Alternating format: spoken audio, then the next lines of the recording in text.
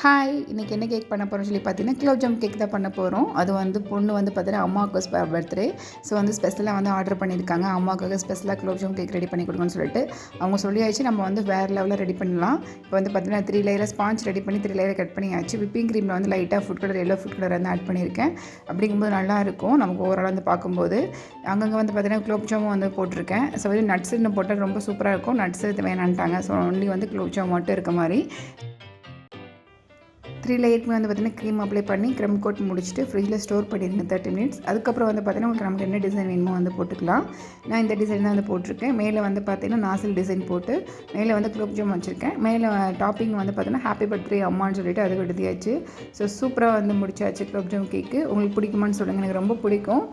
இந்த செட்டில் வந்து பார்த்திங்கன்னா மேக்ஸிமம் அந்த குலோப் ஜாமுக்கு வந்து பார்த்திங்கன்னா ஆர்டர் நல்லாவே மூவிங்கில் இருக்குது. ஸோ நான் வந்து பார்த்திங்கன்னா maximum gulab jam cake order தான் சூஸ் பண்ணுறாங்க.